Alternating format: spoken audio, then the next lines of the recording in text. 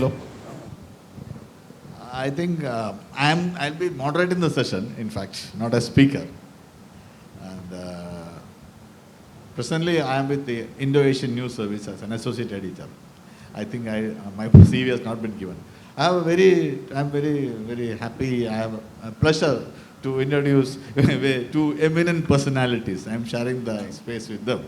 One is Parmesh and the other is Kalki Subramaniam. Both have been introduced here. So I will start off with Kalki. Kalki, see, you have fought a major battle. You were a part of that battle in Supreme Court, recognizing the NLSA, National Legal Service Authority, fighting for Supreme Court. And you got the transgender, separate gender. So how was the route through? Thank you so much, sir, for asking that question. I think that's one of the most important questions of this session. And I'm happy that it comes in the first, as the first question. And I'm really happy to be here representing the queer and the trans community, because not every festival, especially literature festival, is inclusive. And I think I'm very, very happy that Mathrubhumi Literature Festival is inclusive of the LGBTQI community as well. And especially my presence here is also because of Arun sir. Thank you, sir. And Sabine sir, thank you. Sabine, the curator. Yeah. I introduced. Thank you. As like all other children, gender non-conforming children and transgender teenagers and people in their 20s, I've gone through a lot of internal struggles as well as external struggles as well. The internal dialogue struggle has always been, why am I like this? While other children look up here and think the supposed normal way, why am I struggling with myself? Why do I hate my body transformation and all that? So even at the age of 12, I felt suicidal and depressive, and that happens to so many gender non-conforming children, and it happens even today. You know, still after all these years, still in our schools, we are not educating our children about gender diversity, gender tolerance, gender non-conformity, and about sexuality and all that as well. So for me, my childhood was really difficult, and until college as well. While in school, I went through bullying. In college, I went through physical and sexual harassment as well. But I think I'm a strong kid because I was accepted by my family.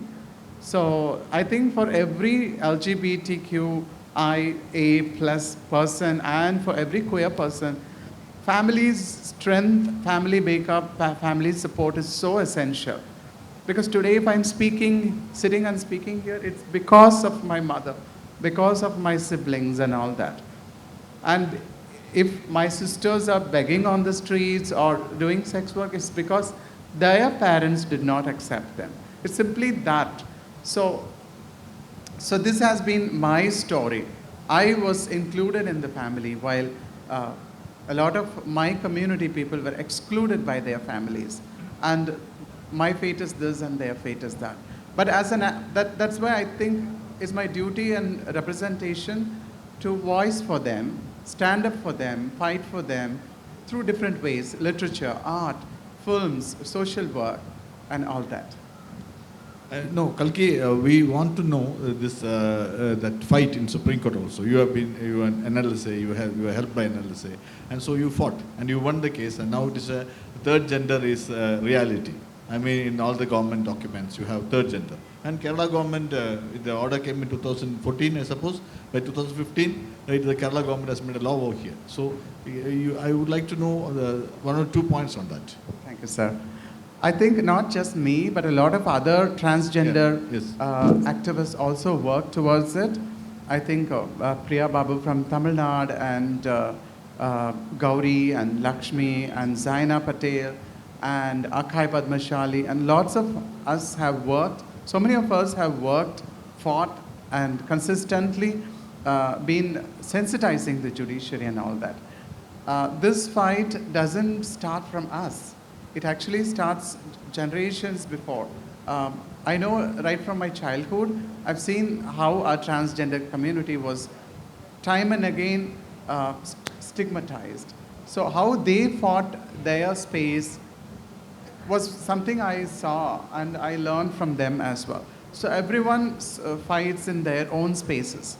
I think probably I had an English education and my parents were upper middle class and all that, so I had a larger space, a bigger voice to represent our community.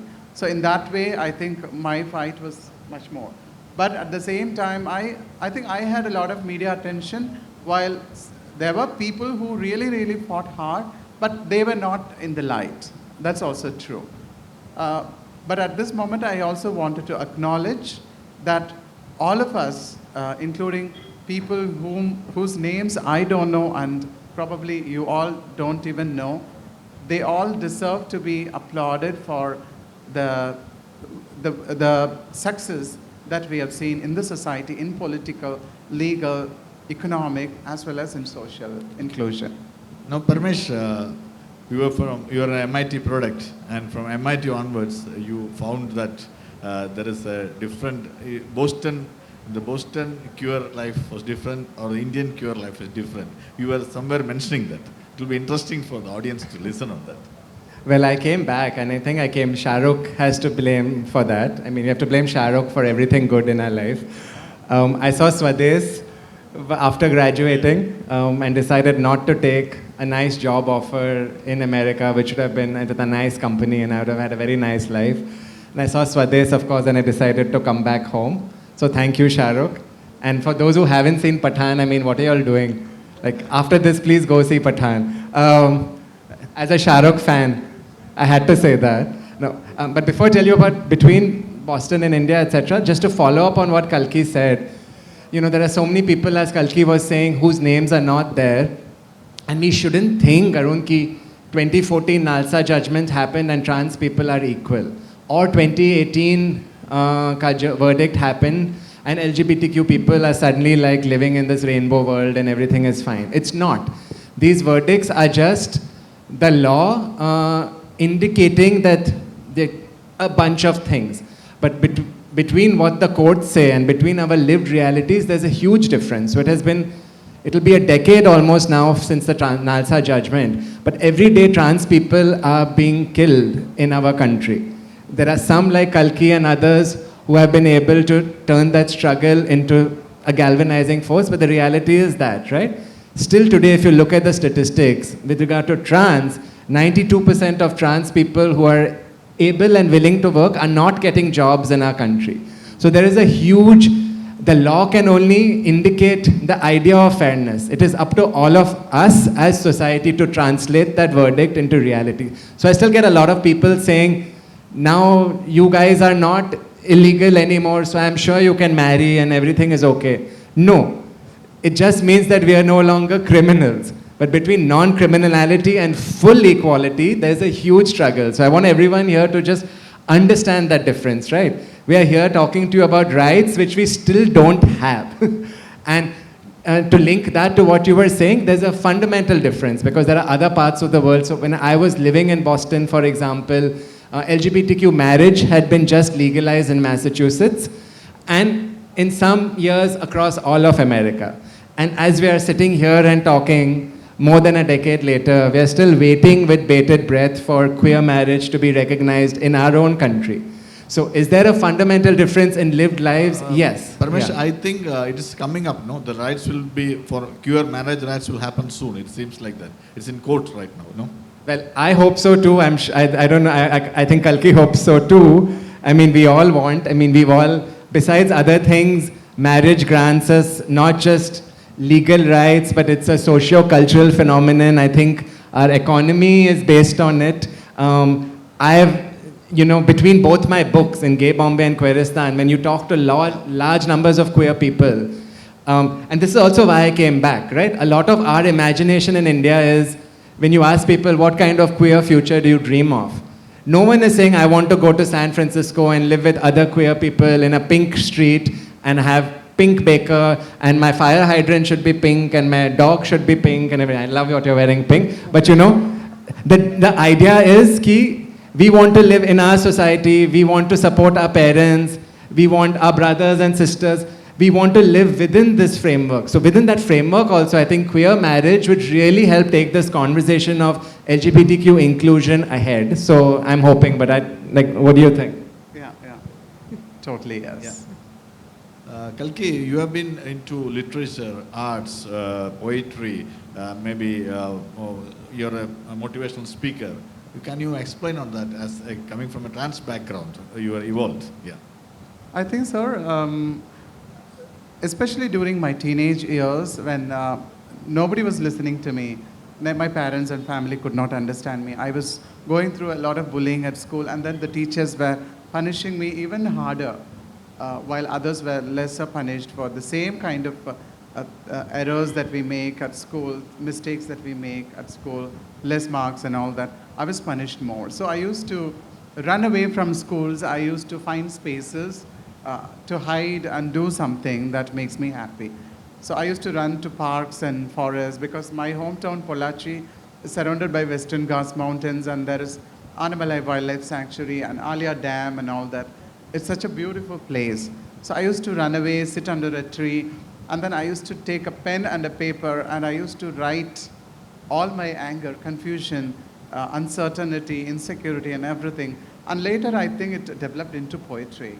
So all my, I would say, all my energy, all my fire came as poetry, and all my water came as painting, I would say. I also visioned how I wanted to be, what kind of a dress I wanted to make, how I wanted to live. I started to draw. And these things which were actually safety tools, survival tools for me during my teenage years, later I developed this, naturally I developed it as a skill for expressing. And that's how my poetry book, while I write poetry for fiercely fighting and letting out our community's anger and speaking for justice, speaking against injustice, while my poetry actually celebrates diversity, it celebrates Frida Kahlo, it celebrates the flowers, and it celebrates everything that's beautiful and diverse. No, And the sari, especially what I wear, I'm also experimenting with my art, transferring into other mediums. So I'm wearing my art, my painting as a sari. So this figure that you see, is actually a non-binary face in my sari. So I'm trying to live as a painting shortly. Stand up and just show them the pallu, na? Yeah. And everyone, you can go to Kalki's Instagram and DM, and you can buy a version of the sari for yourself. So all those Kalyan jewelry ads you were seeing, you need a sari to go with the jewelry. DM and buy the sari. Parmesh is a marketing guy always. Parmesh, I want to know about Kuristan and your inclusiveness of LGBTQ people in the corporate world. Yeah. Your book, Parmesh has written 2 books. One is Gay Bombay, and second one is Kuristan. So, sure. I think Kuristan is more just Gay Bombay is written in 2008, I suppose. And now this is 2020 book. So you can explain on Kuristan, please. Sure. So as Kalki was saying, right, we had, and as we were talking about earlier, we've had all these verdicts, but how to translate the spirit of these verdicts into a better life for our queer community, that was the reason why I started writing it. And we realized that once we had NALSA, we had right to privacy, we had 2018, we had a very problematic but now transgender, act now, which we hope will be modified. But all these things were coming, but our lived experiences were not changing. So the reason for writing Queeristan was that there are people who are working in the, in the healthcare space, there are people who are working in, in the legal space, as you know, the marriage equality thing will come up very soon. There are people who are working in various dimensions. I said we need to be working in the workplace space as well, in corporate organizations. How do we get, because we can make movies and have these conversations in media. We can have conversations in our homes and families and work on hearts and minds.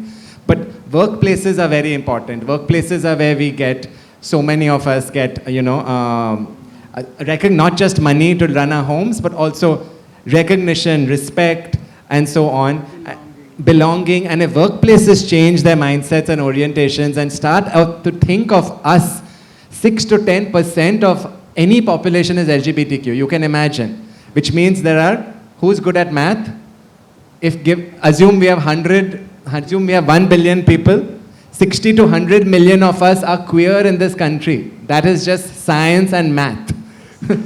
So if our workplaces can be safe spaces for us 60 to 100 million queer people, if we can help them understand that it is in their advantage to include us. All the data says that when you hire queer people, you become 8 times more innovative. Just to give you one number. LGBTQ market in India is worth $200 billion with a B. Worldwide, it is $5 trillion.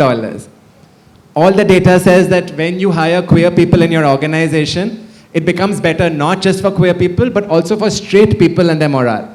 Because today, young people, millennials, Gen Z, etc., their attitudes are very different. They all have queer friends, and they don't want to go work for an organization which is discriminatory.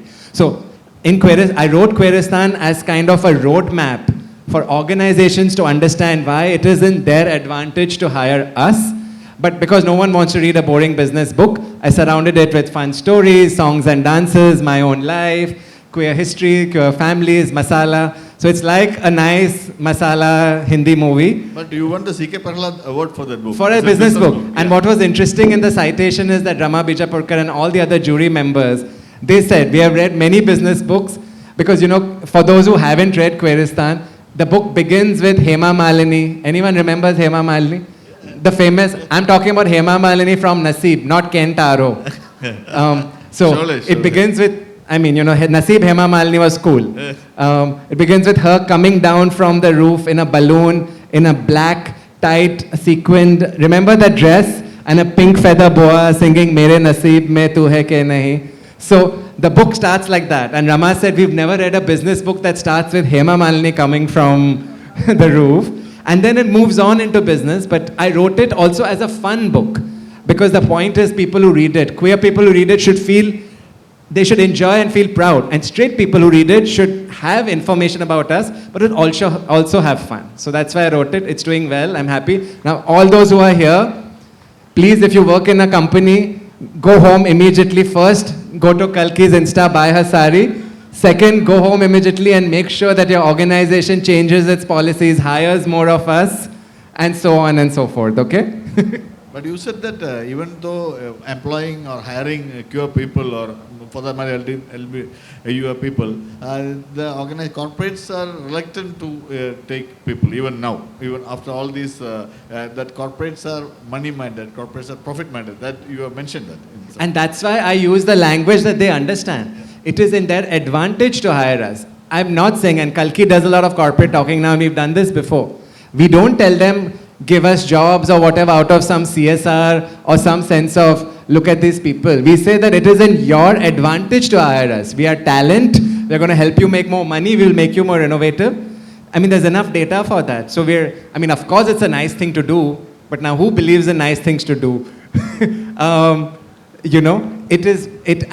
Over years in various parts of the world, it has been proved that when you create a diverse organization, you seed yourself for economic innovation and multiple kinds of. So the companies we talk to understand that language. I'm tired of us going to organizations and saying, please hire us because, it should be a good, no.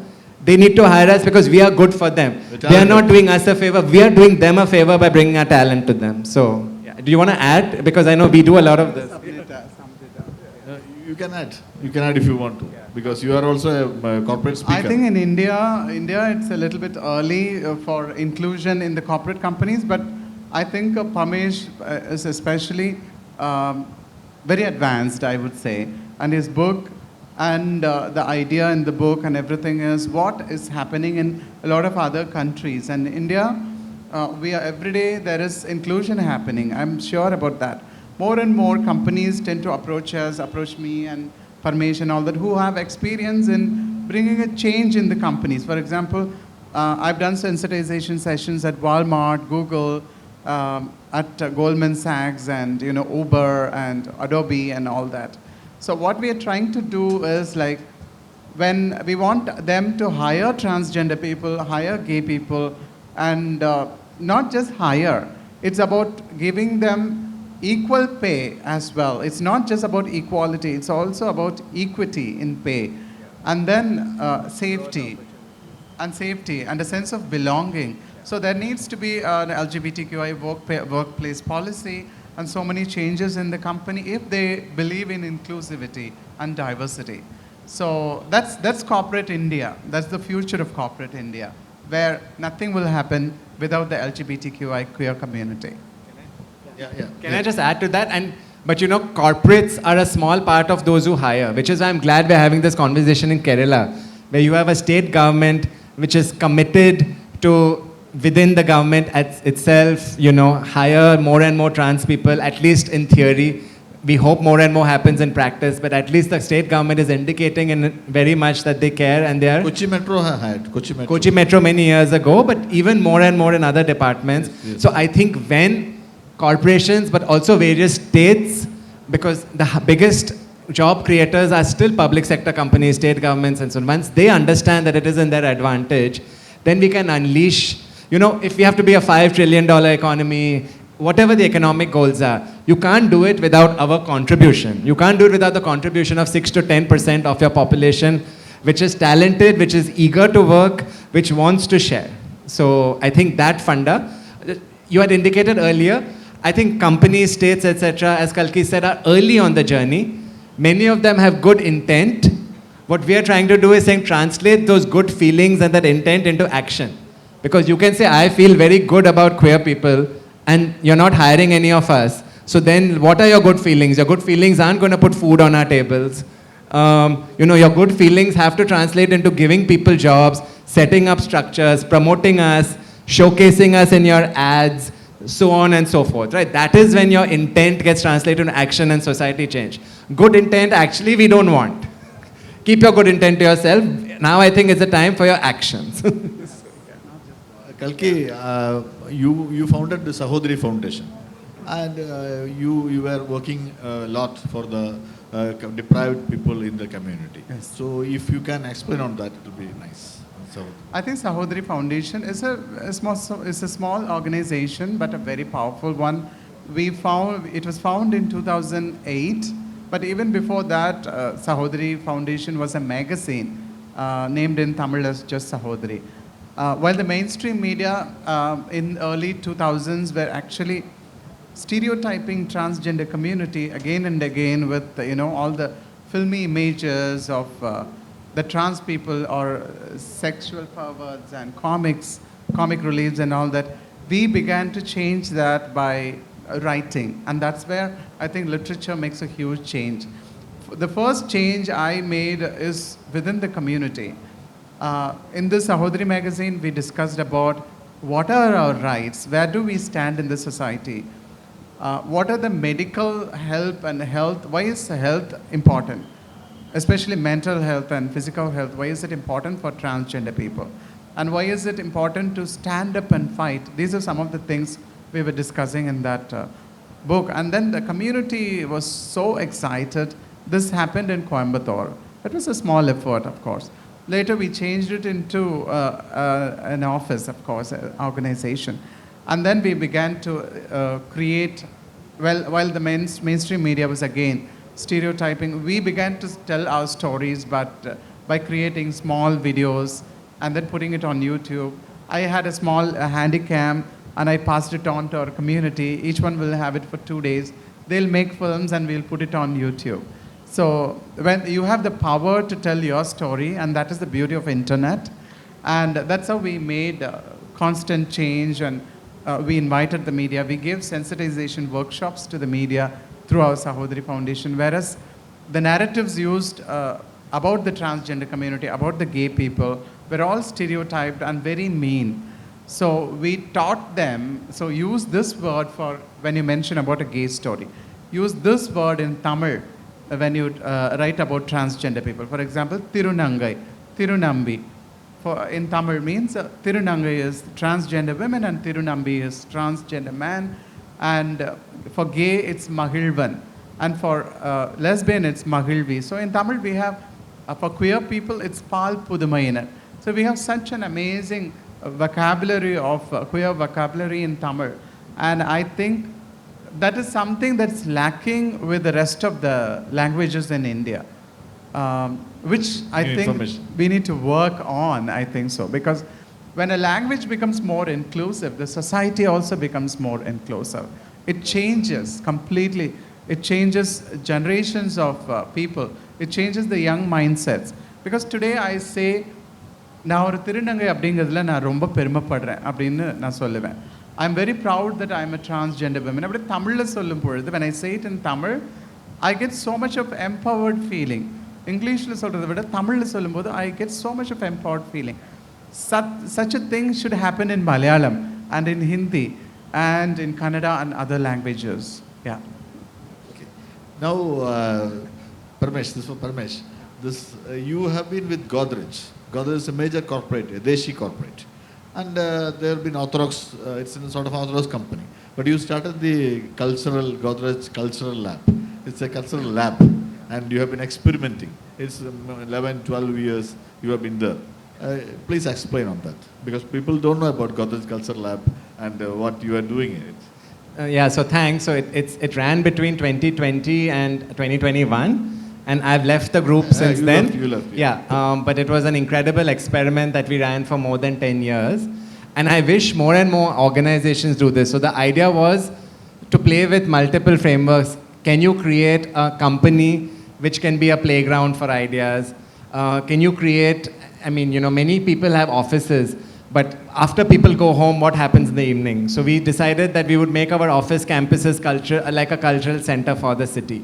We would have all kinds of talks, screenings, performance, etc. for free for the citizens of Mumbai to come and share. We were doing a lot of serious conversations, plays, pop-up art exhibitions, and so on, doing fellowship programs for the city, producing resources. And as we began to do all of this for the city, I mean, something quite amazing happened, right? The company also started changing. Because if you are working in a company, and one evening you are attending a play of Ek Madhav Bagh, which is about a parent accepting her gay son. Another evening you're watching Dancing Queens, which is a transgender dance group. Another evening you're seeing Essas. The third time you're attending an LGBTQ film festival. Obviously your mindset will become more inclusive. So while the aim of the lab was to create a public space for the city, I think what was amazing is that over 10 years, it also helped influence the nature of the company. And which is why now what I'm doing is I'm trying to help more and more organizations, because people change with not just their minds, right? Your minds and hearts have to change. And while your minds can change because of data, like I'll tell you, $5 trillion global economy and all, it's good for your mind. But hearts change because of stories. Hearts change because you listen to Kalki's story or you listen to mine. Or in Queeristan, there are so many stories of accepting parents who might not be educated, but they will accept their daughter and they will be all the daughter's lesbian partner, and the mother will be cooking food and watching Netflix together, right? So hearts change when you hear stories like this of love, of acceptance, of inclusion, of parents who get their kids married. So I think what we did with the lab was we really helped change people's hearts, not just at Godrej, but also in the city. And while we spoke about many things, the city, urbanization, environment, rural-urban circularities, LGBTQ is very special. I'm gay myself. There came a point where all our 6 team members were queer in some way or the other at the lab. You know, it became a space for queer people, for the city of Mumbai. It became a safe space. So at all our events, there would be so many people who would be cross-dressing, so many people who would be comfortable cross-dressing. It became a safe space for so many people. And it became a good space for the organization. The organization improved in so many ways. It got so much time. So it's win-win. So my thing is, you know, schools, colleges, workplaces, offices. I wish more and more of our organizations think of culture as a way to bring about change, which is why what Sayodhan does, what the work Kalki does, the work I do, the work other artists, filmmakers, musicians. Indeed, this film festival does is so important, right? You help people through culture to question, to reflect, to bring about that internal change. And once that culture has changed you, and you know, for example, you're such an ally, you've come to this LGBTQ, to this festival as an ally, as a champion of our rights. You brought your son to come and witness all of this, right? we don't need to give you data or whatever. You believe in your own minds and you're bringing about the change itself, right? So I think through culture, if you can create that mindset change, then society changes itself. So that's the journey that we went on with the lab. Yeah. Parmesh, we are talking about Bollywood. Bollywood had made Dostana. Yeah. Dostana is one movie which portrayed the gay. Actually, it was for a different thing. That movie, I have seen that movie. It was for a different thing. They wanted to hoodwink the mother and all those things, and to get an American green card and all. But has more than the legal rights, getting legal acceptance, this movie means people, the social acceptance is more, no? If the movies are made in the right direction or maybe in a correct way. What do you feel? Yeah, and I'm waiting for someone to cast Kalki very soon. I think Kalki has done so many things. Kalki has been an actor, Nartaki. She acted in a movie. Yeah, but now I want to say opposite Shah Rukh in the Pathan follow-up. Why not? I mean, Deepika, enough. Now your time has come. Now go. Kalki did a major role in Nartaki. Yep. Yeah. But so we'll come there. But the aim is, I think media has such a big role to play. It's not just though. If you see what has happened, Super Deluxe in Tamil, incredible stories are coming up. Not just parents accepting their queer children. Super Deluxe is child accepting. Starting, no? Yeah. Starting to start. But that's the starting. Yeah. But now the narrative is so interesting. Super Deluxe is child accepting the trans mother. Muthan is so interesting, Malayalam. I mean, in Bollywood itself, you have Chandigarh Kare Ashiki, which is about a trans woman. You have Shubh Mangal Jada Savdhan, which is a gay love story. You have Badhai Do, which came in this past year. What I think the more rich narrative universes that we share about ourselves and what we are doing through our writing, in a sense, is what these filmmakers are trying to do through these universes. The more regular, normal society will understand that being queer is not just one thing or the other. It's like being straight is not just one thing or there's a multitude in that. And I think the more it's seen, the more these stories are discussed. Majama, for example, who imagined that one day Madhuri Dixit, who honestly when De Dishkia came out, was afraid to use the word lesbian, now is playing a lesbian mother in Majama and with such abandon, and a parent of a queer child in Fame Game. Now, when my parents see this, when regular uncles, aunties, etc. see this, their mind changes. So I think which is why media is so important. And again, which is why Mathrubhumi showcasing this, and I'm sure all of you, speaking of how important media is, all of you please take our photos, put it on Insta, Facebook, LinkedIn, everything, and tell everyone, attended best panel of Mathrubhumi Literature Film Festival, and so on. Because we want your likes, publicity, shares, and all of that. Social media is also very important. All those who haven't, take your cameras out now. Kalki, I have a pertinent question to ask to you. In Indian epics, we have two major epics, Mahabharata and Ramayana. They have portrayed Shikandi is there, Brihanala is there, Mohini is there, even Lord Rama, there is a version, there's a Ramayana version. Lord Rama, when he was staying in the forest, he told all the men and women live, but the trans people stayed with him, and then he blessed them. So that's why you are giving birthday ceremonies. Maybe it's a belief, it's a cultural thing. So, but the same society of late, maybe the transition period, we are shunning this community. Maybe in a Western life, it's not like that. In our Indian mythology, the major mythology, it has been portrayed in a very positive aspect. What you feel as a trans person yourself? That's why I specifically asked you this. Thank you. I think definitely, as you said, in Ramayana and Mahabharata, we see so many gender swapping characters, especially Arjuna becoming a transgender woman, Brihanala, and Amba Arjuna becoming Shikandi, a trans man with a woman's heart and all that.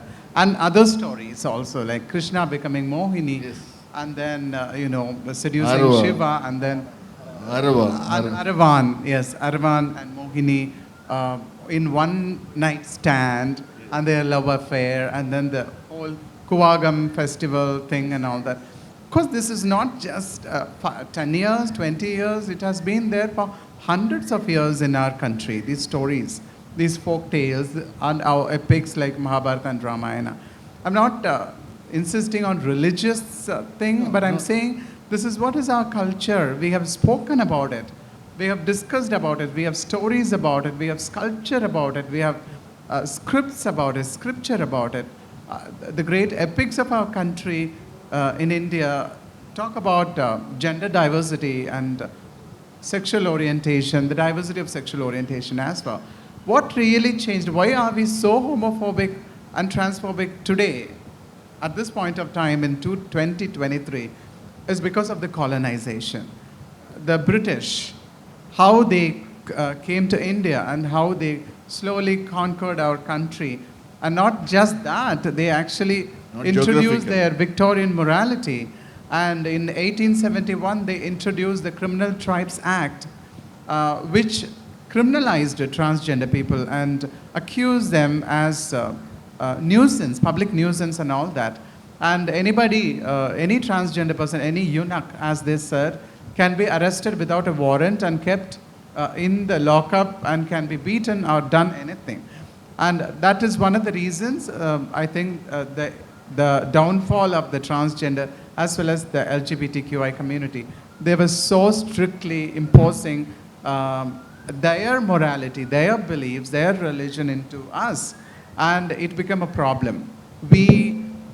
Our society is so rich in diversity and in culture as well, but then because of the colonization, not just us, in Pakistan, in Bangladesh, in so many other countries as well, in Sri Lanka as well, it's very transphobic and very homophobic as well. In India especially, that happened because of colonization. And you see the laws that we talk about, Section 377, it's a draconian law that was written years ago by the British. And that has been lifted in their own country. In Britain, it was lifted decades ago, but we are doing it only now. And still in Pakistan and Sri Lanka, they have the same Section 377 in another name. And yet they haven't decriminalized it. So wherever the colonization of the British happened, homophobia and transphobia actually were prominent and people suffered. And at this point of time, I also wanted to say that as a writer, as an artist, I don't talk about just our queer community, LGBT, trans community's struggles and our tears. It's not only about that. As a trans woman, I can feel the pain of an abandoned mother who has lost her child in an Ukrainian war. I can feel the pain of a raped woman, a raped refugee in Sri Lankan war and in Syria. Because I know how it is to lose a family. I've seen it in my friends. And I know how it feels to be threatened. I know how it feels to be hated. I know how it feels to be raped and mishandled and all that, to be dehumanized and all that. So in that way, I think every trans woman, every transgender body can identify with other people around the world, whether it's someone in Palestine, a mother in a Palestine who lost their children, a father who lost, or a little girl who was raped in Syria, or a transgender person, a cisgender woman who lost their 2 kids. I've even written a book, a poetry about that in my book, Kuriyaruthen, and it has been translated in my book, We Are Not the Others as well. I compared the pain of a Sri Lankan woman, Tamil woman who lost her kid and who was killed.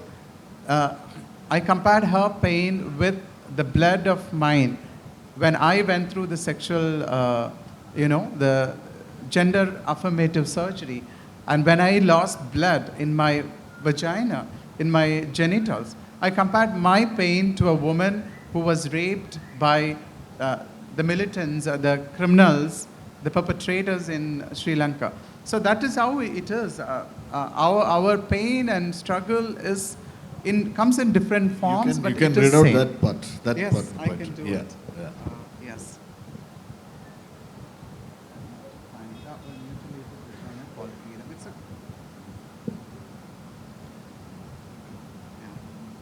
I'll read it in English so that you all will understand. It's actually a Tamil poem, Eeram Endroru Sidenda Yoni. Yoni means, of course, vagina. Eeram Endroru Sidenda Yoni is the Tamil poetry, but it was translated in English. And Ilango sir, no? Ilango sir, the Madurai Kamaraj University professor, former professor Ilango Nadesan sir, translated this poetry. A mutilated vagina called Eeram. After the blood I shed dried up, the scars carved on my vagina will remain as my identity. Nowadays, when I touch those scars, oh, I am scalded by the memories of my sister in Elam, who died with her stomach torn and her vagina veiling a gap.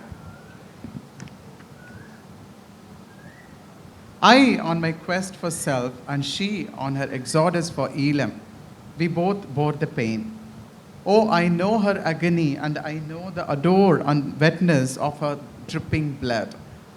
As I have gone to the threshold of her pain, now I feel closer to her. The beasts that tore her open did not stop with killing her. Oh, they also smashed on the ground the heads of her little ones. Oh, the beasts are still alive and prowling around. What shall I do? Oh, the stray dogs who sneer at me as I'm a transgender and bear the semblance of those beasts who mauled my sister to death.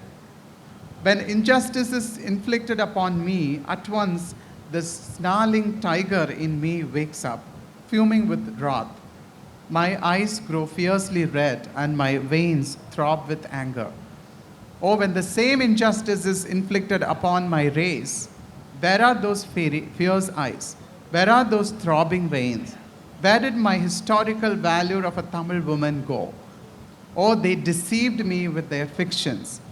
Oh, my Tamil, what have you taught me other than premeditated recital of poetry and bemoaning with my head bowed?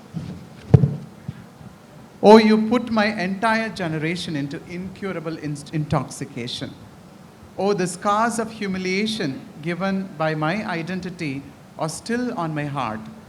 The graves of those missing Tamils, the sad story of the Elam lost, are buried into the tracks of tears shed by my reddened eyes. And the agony and scars of my Tamil race are buried in my withered and mutilated vagina. So Thank this you. is, Yeah. when I wrote this poetry in Tamil, it's called Eedam Enduru Sidindayoni. I cried because I know I had a friend who was a trans woman who lived in Sri Lanka. She was killed, her entire family was killed.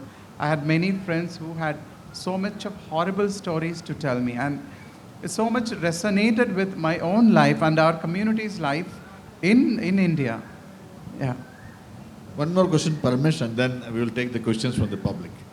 You have experience with the Godrej Culture Lab, and are you into mentoring other corporates or maybe for this space? Not only in Mumbai, no, you can have in Delhi, you can have in Bangalore, you can have in Trivandrum also. Any such initiative from your end? So I think now I think what we're doing and what so many of us are doing right now is to create queer ecosystems of possibility wherever. So whether it is, and in the end of Queeristan, the last chapter is called Other Worlds Are Possible, in which I talk about the incredible organizations across the country that are coming up, right? Like, Grace Banu, who's a Dalit trans engineer from Tamil Nadu, is creating an agri-dairy cooperative with an incredible group of other Tamil women. In Manipur, there is Saddam Hanjabam, who's created Ya All, which is a mental health space, an employment space, a drop-in center, really thinking about queer futures comprehensively. Like that, there is in Gujarat, there is Queerabad. Wherever you go, day after tomorrow, I'm going to Indore to talk to a young queer organization in Madhya Pradesh. So I think now for all of us here is to recognize that a lot of young queer people are rising up, are working in various spaces. I'm in my 40s. I think you're in your 20s or something, so you're super young. 20s. But so you still have a long way to go, darling. But for us, I consider myself middle-aged queer. I think our role is now to help these young queer organizations flourish. So I'm doing whatever it takes. Sometimes it is mentorship, sometimes it is funding, sometimes it's connecting to corporates who want to give money. So I think a lot of work that needs to be done now is laying the ground. Because I come from a generation where, since I'm in my mid-40s, I'm very okay with half things. right? Like someone gives me little bit, because I've seen nothing. So when someone gives little respect, little rights, I say, okay. But the next generation of young queer activists are not okay with half measures. They want all the rights now, you know? So I think now we have to create an ecosystem in which they can flourish, they can come forward, and they can. That's a lot of what I'm doing. I think you're doing that as well with the various things you're doing, is to create this platform for the next generation to flourish. So whether it's on the corporate side or activist side, that's what I'm focused towards. Which is why I'm saying all of you here need to be our, please don't go home and say we saw a nice LGBTQ session and that's it. Y'all are at our session, y'all are allies, y'all are our champions, okay? You're going to go home and have these conversations with your families.